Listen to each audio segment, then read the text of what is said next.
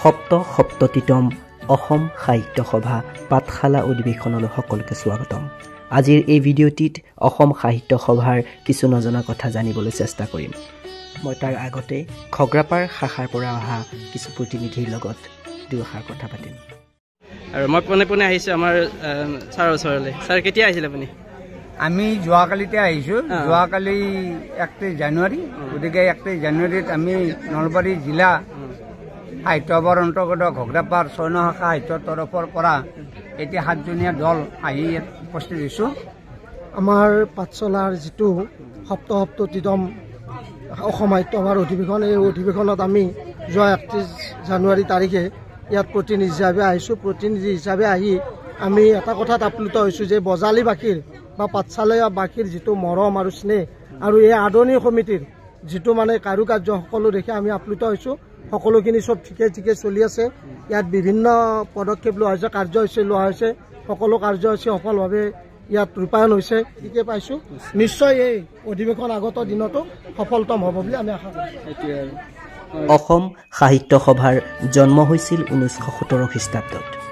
19 শতিকাৰ শেষৰ ফালে কলিকতাত পঢ়ি থকা কিছু অসমীয়া যুৱকে এই অসমীয়া সাহিত্য লগতে অসমীয়া ভাষাটোক জীয়াই ৰখাৰ কাৰণে বিশ্ব দৰবাৰত প্ৰতিষ্ঠা কৰিবৰ কাৰণে দেহে কেহে খাটিছিল। আৰু সেইসকল মহান অসমীয়াৰ চেষ্টাতেই অসমীয়া ভাষা উন্নতি সাধিনী সভা প্ৰতিষ্ঠা কৰা হৈছিল। আৰু শেষলৈ এই অসমীয়া ভাষা উন্নতি সাধিনী সভাক অসম সাহিত্য সভা নামে নামাকৰণ কৰা হয়।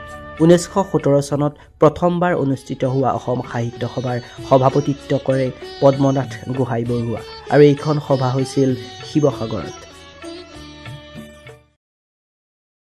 এডভোকেট বাইদেউ আহিছে এতিয়া, শৰ্মা, ডিম্পী শৰ্মা। কোনখিনি ঘৰ? ষ্টেচনৰ কাষত।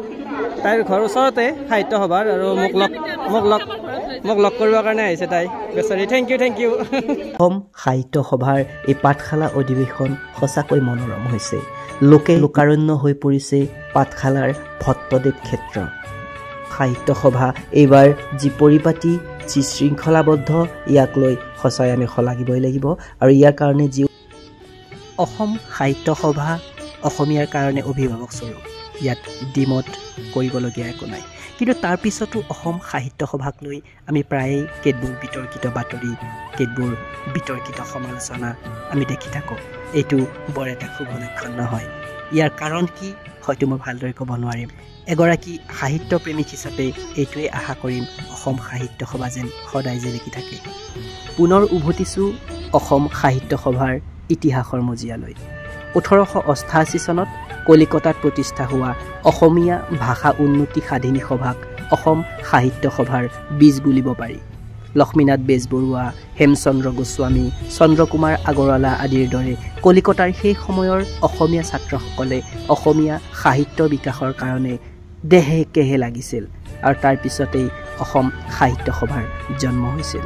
কিন্তু আজি সেই অসম সাহিত্য সভাক যথাৰূপে চলাই নিয়াৰ কাৰণে প্ৰতিগৰাকী অসমীয়াৰ মাজত গুৰু দায়িত্ব পৰিছে।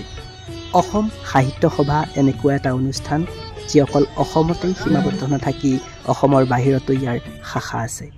তাৰ ভিতৰত কহিমা, শ্বিলং, আইজল, কামেং, পাটিঘাট, নতুন দিল্লী, মুম্বাই, লণ্ডন, উত্তৰ আমেৰিকা আৰু ছিংগাপুৰ আদিৰ দৰে ঠাইত অসম সাহিত্য সভাৰ শাখা আছে। অসম সাহিত্য সভাৰ আৰম্ভণি গীত চিৰ চেনেহী মোৰ ভাষা জননী, আৰু এই গীতটি আৰম্ভণিতেই পৰিৱেশন কৰা হয়। অসম সাহিত্য সভাৰ পতাকাখন শুকুলা পাতৰ কাপোৰৰ। ই দীঘলে 1.5 মিটাৰ আৰু পথালিয়ে 1 মিটাৰ। পতাকাখনৰ চাৰিওফালে সেউজীয়া বৰণৰ সীমান্ত আছে, আৰু পতাকাৰ সোঁমাজতে আছে অসম সাহিত্য সভাৰ প্ৰতীকটো। অসম সাহিত্য সভাই আগবঢ়োৱা উপাধিসমূহৰ ভিতৰত ৰসৰাজ, কাব্যভাৰতী, ইতিহাস আচাৰ্য, সদস্য মহীয়ন, সাহিত্যাচাৰ্য আদি প্ৰধান। অসম সাহিত্য সভাৰ বাকৰিত জনগোষ্ঠীয় এই প্ৰদৰ্শনীসমূহ ইয়াত দেখুওৱা হৈছে।